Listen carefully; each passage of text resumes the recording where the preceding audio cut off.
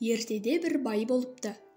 Ол сол алаптағы елдің ең байы, әлдісі, онан асқан төңіректе бай жоқ екен. Дүние мүлік, мал дегендер көп, бірақ бала жоқ. Бәйбішесі мен байдың өзі ғана зарығып жүріп бір ұл көреді. Бай қуанып, маңайдағы елдің бәрін шақырып той жасайды. 30 күн ойын, 40 күн тойы болады. Жақын достарына сыйын береді. Көп жылдар өтеді. Бала ер жетеді. Байдың бәйбішесі дүниеден қайтады. Үй мүлік иесіз қалған соң, бай баласына әйел әперуді мақұл көріп, төңіректен қыз іздейді. Бірақ көңілге ұнарлықтай жасаулы сұлу қыздар кездеспеді. Ақыры көрші елдердің бірінен бір байдың қызына сөйлесіп, құда түсті. Күйеу қайнынына барып, қалыңдығын көріп, қалыңдығына көңілі толып қайтты. Қалың малға жылқыны үйірімен, қойды қосағымен айдатып жатты. Күйеудің қайныға баратын уақыты да жақындады. Осы кезде бай дүниеден қайтып, күйеудің сапарына бөгет болды. Иесіз үйді күзетіп отыруға болмады. Қалыңдығын әкелуге қасына бір жігітті ертіп, қайынына жүріп кетті. Күйеу келді деп жеңгелері мен балдыздары күйеуді қарсы алды. Күйеудің жолдасы мен мән-жайды айтып, көп жатуға болмайтынын айтты. Құдалар бұл ұсынысқа қарсы болмады. Күйеуді жөнелтуге қам істеді. Көп деген ауыр қазамен көңілсіз жүрген күйеу жеңге балдыздарымен ойнап, көңілі көтеріліп қалды. Балдыздары оған көп қыспақтар жасады. Туысында өлең айтып, ертегі айтып, көрмеген күйеуге өлең айт деп те қысады. Күйеу жолдастың үйреткен өлеңінің айтам деп, өгіздің даусындай жуан даусымен айғай салғанына жеңгелері күліп мазақ етіп, мүлден ұялтып бітірді. Жүру уақыты таянған соң, қайын-ағалары қонаққа шақыра бастады. Ертең қалыңдық ойнатамыз деген күні кіші жеңгесі қонаққа шақырды. Күйеу жолдасы мен ата-енесі, қалыңдық балдызы бәрі қонаққа отауға келді. Ойнап күліп, арақ шарабын ішкеннен кейін ет келеді. Қонақтарда пышақ жоқ болып, үйде бір ғана пышақ болғандықтан, үлкен үйден пышақ әкелуге кіші балдызы кетеді. Ет туралып болып қалды. Қыз әлі жоқ. Енді қызға қарамай етті жей беруге тура келді.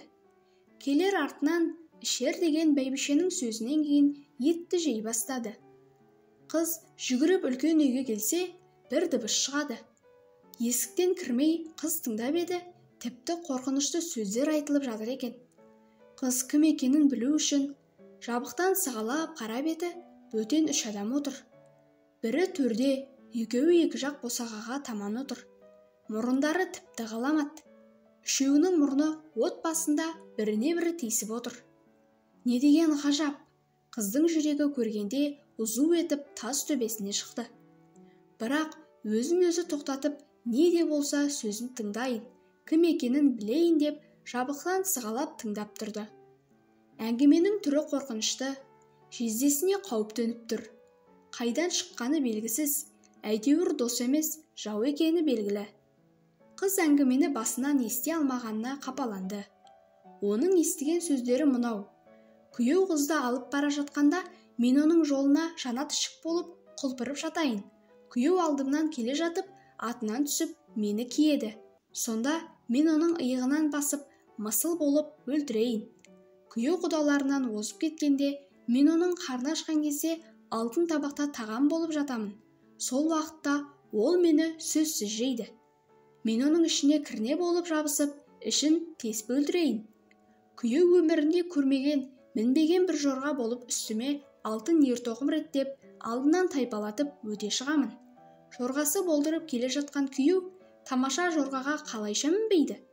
Мен сол уақытта оны жапан далаға алып қашып, апарып өлтіремін. Қыздың естіген әңгімесі осы еді. Осыны айтып болған соң 3 мұрын жоқ болды.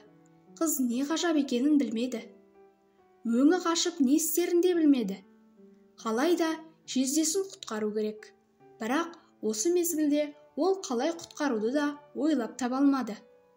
Тек құтқару деген ой оның басынан шықпады. Жүректің басынан кетпеді.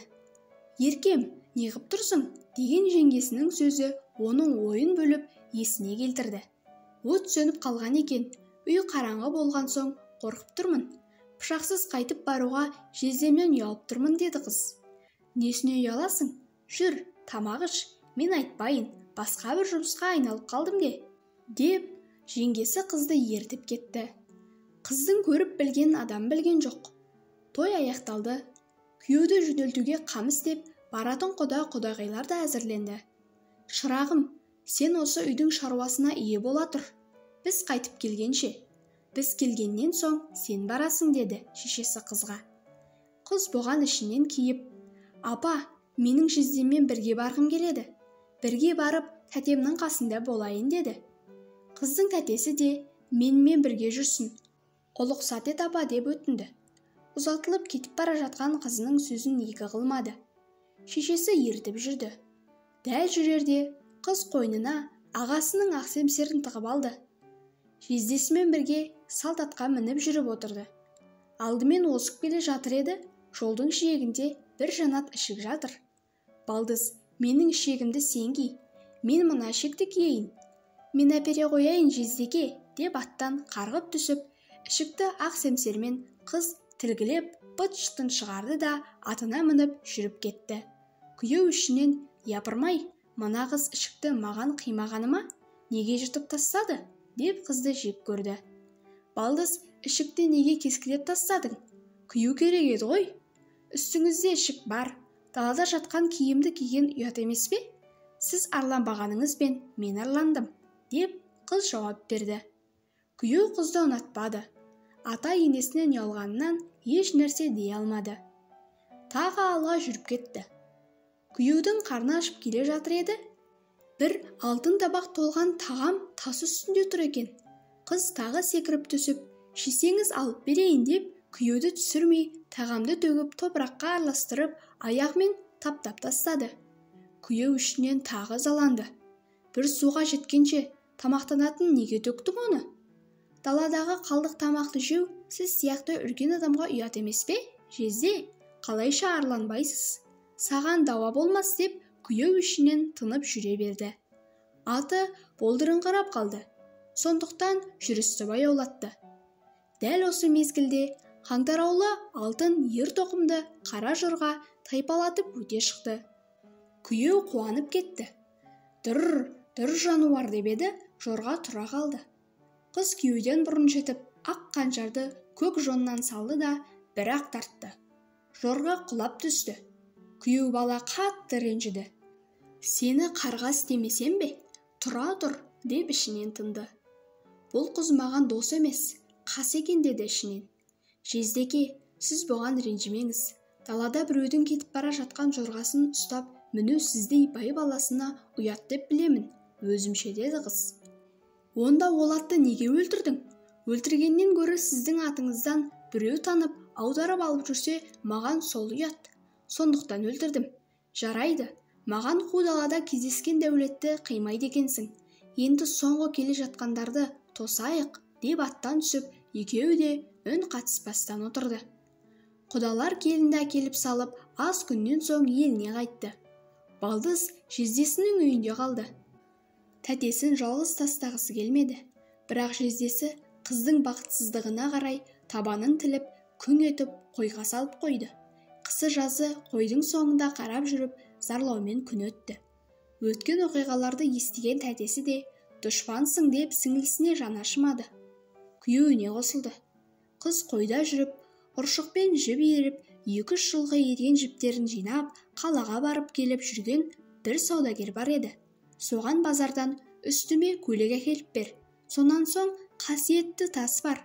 Бір ақ тас және бір көк тас, соны әкеліп беріңіз деп берді. Өзі күндікпен күн өткізіп жүре берді. Талай таяқта жеді. Бірақ не істесе де шыдады. Ақыры саудагер қожа келді. Тас қымбат екен, көйлек алуға пұлың жетпеді, деп 2 тас әкеліп берді.